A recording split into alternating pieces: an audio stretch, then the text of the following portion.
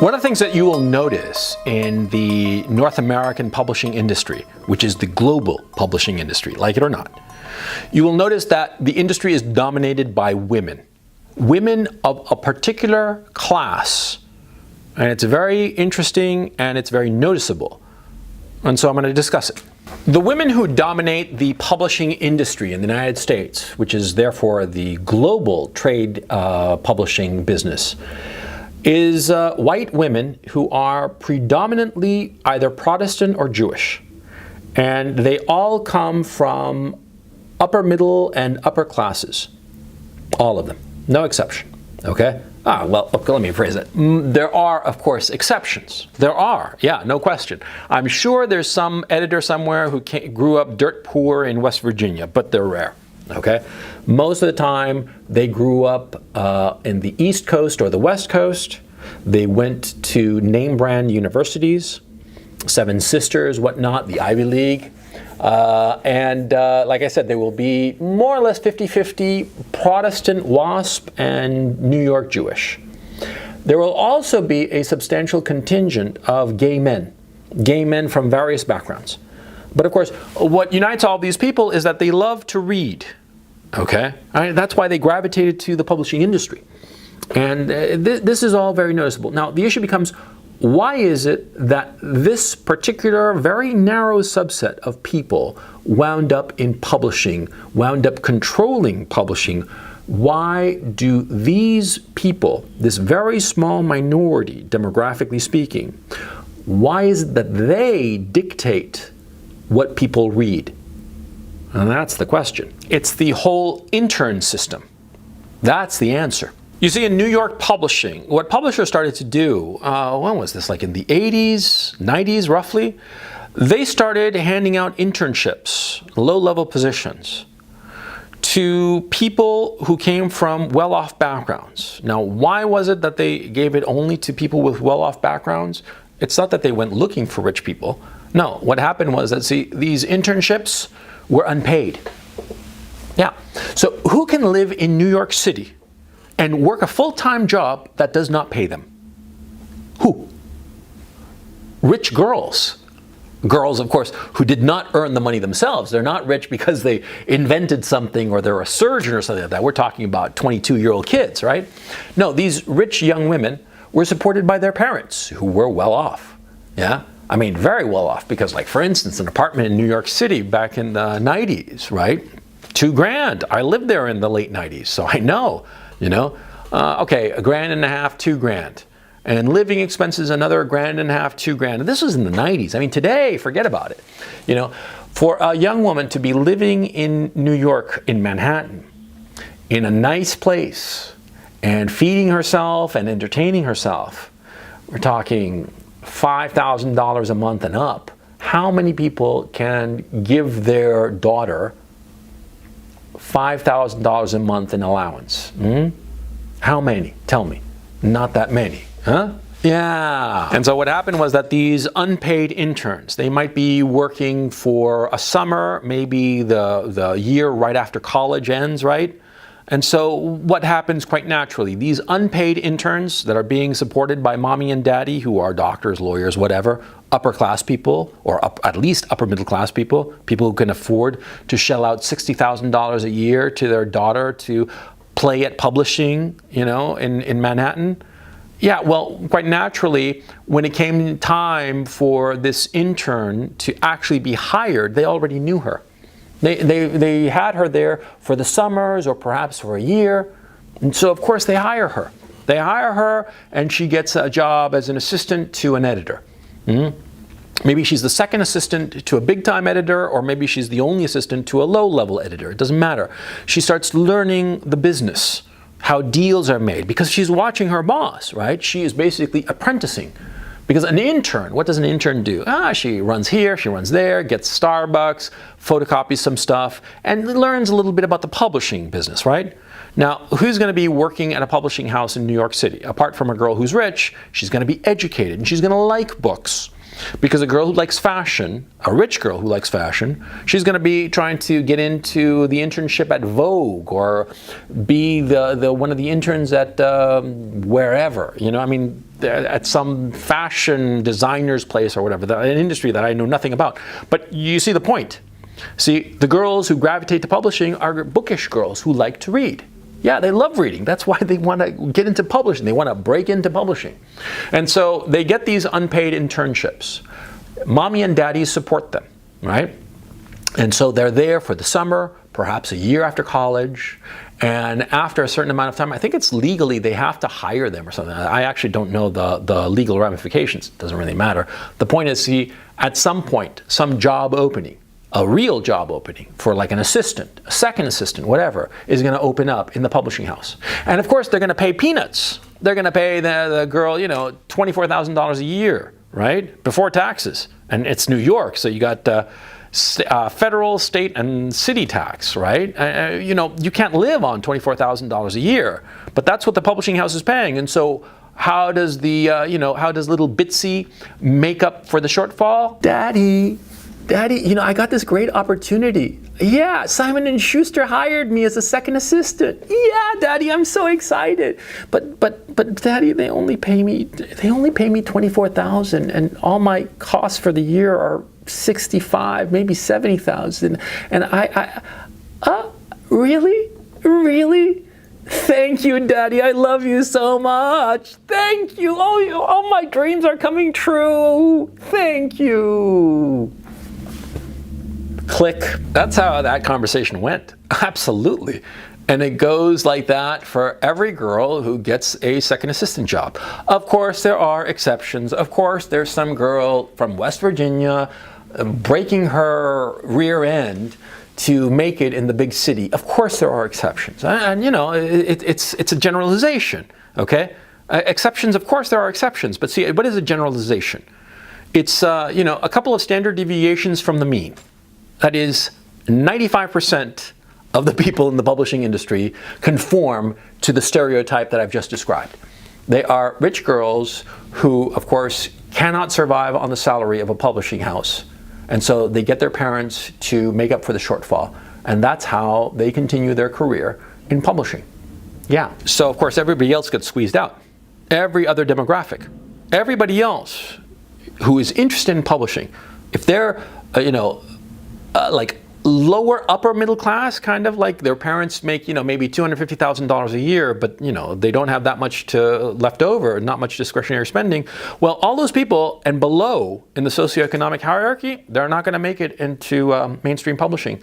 And so, of course, what happens is that, see, the tastes, or let me rephrase it, the books that are published, they conform to the tastes of this very, very small group. These girls who went to name brand universities, principally on the East Coast. They might be from the West Coast. A few smattering are from Chicago, but of course from the nicer areas of Chicago. And they went to school on the East Coast. They didn't go to school in the University of Chicago, of course. And so they're out there in New York City. They're in publishing. They're making peanuts. And from the point of view of the publisher, this is terrific because the publishers have basically figured out a way for upscale parents to subsidize their workforce. That's basically what's going on. Yeah. And of course, they milk this. They're not dumb. Of course not. Okay, they milk this system, this situation, whereby rich parents subsidize their low-level employees, right? And these low-level employees start going up the ladder because all these girls are bright. I mean, do keep in mind, bookish girls. What's a characteristic of a bookish girl? Huh? She's probably very ambitious, very studious, very hardworking. Yeah, that's typical of bookish girls. Girls who like books are usually good students. And good students usually pick up good habits, good work ethic habits. And so they work doggedly. And because of this, they climb the hierarchy in the publishing house. And that low-level second assistant who was making 24 grand, 5 years, 10 years, where's she at? She's up to assistant editor or full-blown editor. Right? She gets to pick and choose the books that get published. What's she going to pick?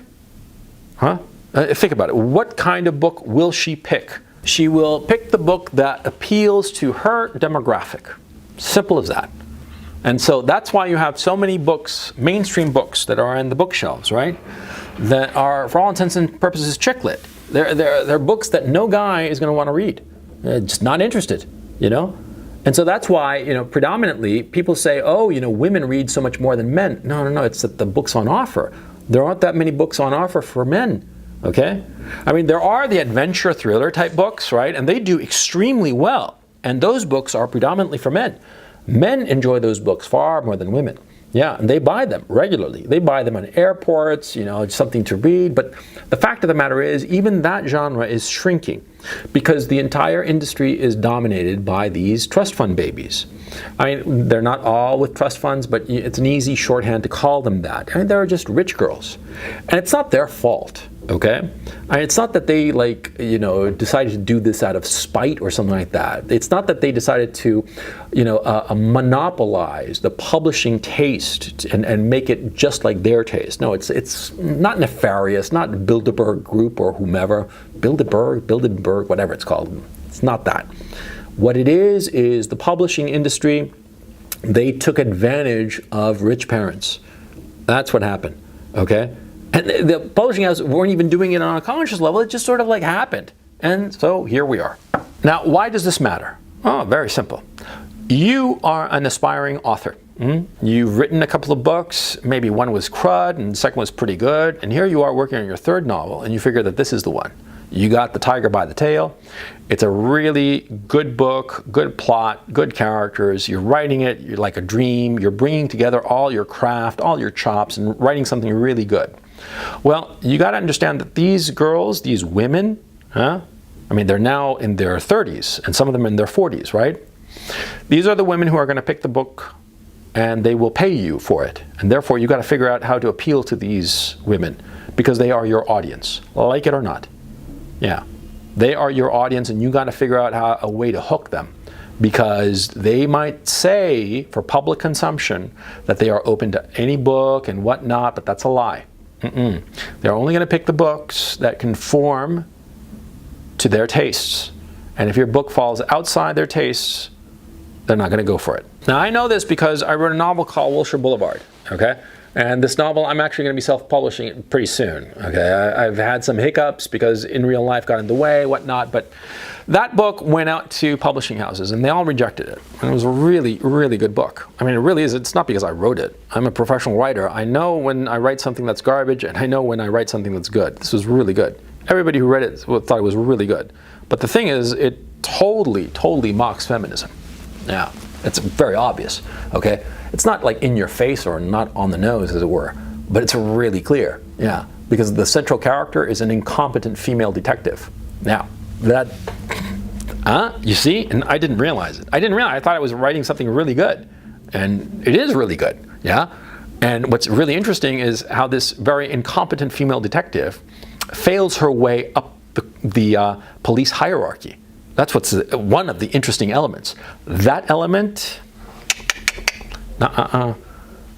no editor wanted it. 18 editors, they all passed. They all passed, and they all said, oh, it's so great, it's so this and that. Yeah. And it was only much later when I showed it to somebody who's peripherally in the publishing business. And this person was like, did you even read your own stupid book? She told me. And I'm like, well, what are you talking about? This character, what do you think? Yeah. and the agent I used was a guy, a straight guy, okay? And probably the last straight guy in publishing. And the funny thing is that he's no longer working in publishing. But anyway, that book didn't fly. And that agent, that male agent, he didn't realize it, and neither did I. But this female friend who read the book, she caught it right away. She was like, no way, this book will never get published.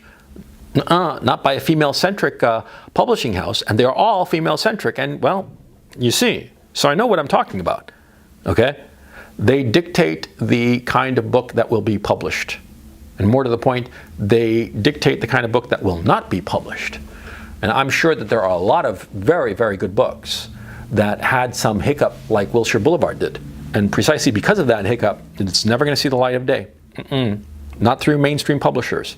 Yeah, and which is a damn shame, but that's the world we're living in. So you have to understand what's going on here. You have to understand. You have to understand why this particular demographic controls publishing, and controls it utterly, okay? You have to understand why it is that there are relatively few people outside of this very, very narrow demographic. I've heard this demographic called awful, affluent, white, female, liberal. Yeah? Pretty amusing acronym there. Yeah. Awfuls. Yeah. And look, I just want to emphasize, I'm not like begrudging these people. They got a lucky break. They got a lucky break, but so many of them just stampeded through the whole publishing industry. And now it's just so all the same. All the editors think the same. And yes, there are male editors, but again, they tend to be homosexual. And that I don't quite know why, but they are homosexual for the most part. And the other thing is, of course, they all come from well-off backgrounds. Yes, the vast majority of them, okay?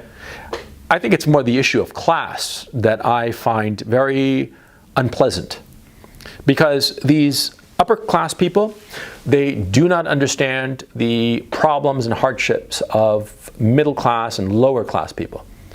A couple of such people of that background, of a lower class background, might pop up. I'm thinking of J.D. Vance in particular, the author. But for the most part, the books that get published appeal to the sensibilities of these women, of these awful women, AWFL. It's sad, but it's true. I mean, what do you want me to say? Do you want me to lie? This is the truth of the publishing industry, and it's not going to change. So you, as a prospective author, you're going to have to trim your sails and appeal to these people, like it or not. And it could be that it's very easy for you to do so. It could be that it's very difficult for you to do so. In my own case, I realized that Wilshire Boulevard, it would have been relatively easy to have changed the character to not have these negative characteristics, right? But it just didn't occur to me at the time. I didn't even see it, okay? It's something that only experience can teach you. And after the fact, I remember reading the rejection notices, because I insisted that my agent send me the rejection emails because I wanted to read them. I wanted to get some feedback, right? And that was the thing. There was one editor in particular that went on and on and on about the qualities of the book, but at the end said, no, I can't really accept it. It was a guy. And I realize now, of course, what happened is that he couldn't accept the book, because if he accepted the book, then he'd have to justify it to the women in the publishing house. And they wouldn't have put up with the book. And he might have had to cancel the book deal. See? This is the truth. And it's not, you can say that, oh, it's sour grapes. Gonzalo is like, oh, pissed off because he didn't land a publishing deal and he's trying to blame somebody else. No, I'm not. I'm just telling you the truth. And this happened several years ago. And so from my point of view, it no longer bothers me. And the fact of the matter is, I had a successful publishing career. I sold books. I sold movie rights to books. I know what I'm doing, and I know that I have the chops.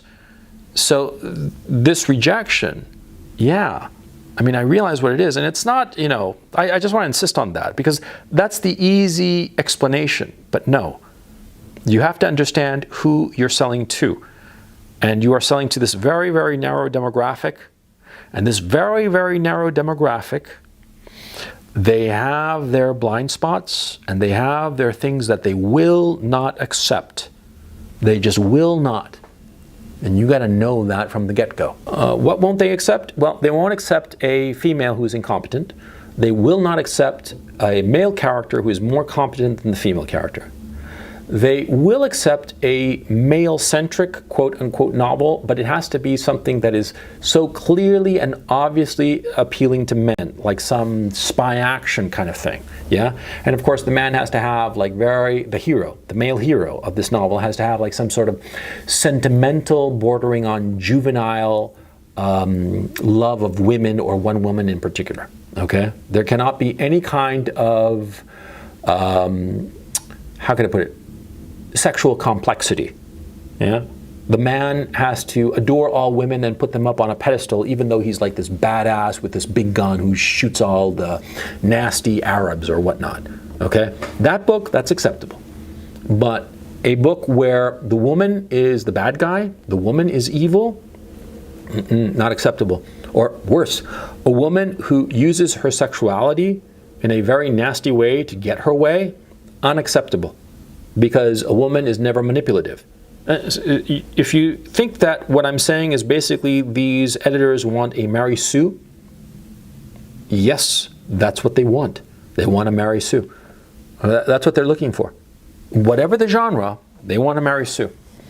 Because see, these very, very privileged women, these women who always had somebody to take care of their problems, at least the financial ones, yeah? These women who went into the right schools, complied, did their homework, studied hard, you know, these girls, these AWFLs, right? These women, they have certain bigotries, certain biases that they do not see, but they are relentless in insisting on them, and they will reject any manuscript that goes against this. You got to understand the reality of American publishing. And if you want to say that I'm a misogynist, that I'm a sore loser, that I'm this, that, the other, fine. Okay, go ahead. I don't care, you know. I know what I know, but, you know, I know it for the same reason I know that the sky's blue, because I look out and that's how it is. And insofar as the publishing industry is concerned, this is the way it is. You want to get into this industry? Well, you're going to have to toe the line, ideologically speaking. Your characters, your female characters, just be careful. Yeah? Don't make them obviously flawed. Don't make them interesting, basically. Make them Mary Sues. Then you'll get a publishing deal, at least in fiction. It is a very sad state of affairs, but that is the truth. You got to take the bitter with the better, man. The bitter with the better. Till next time.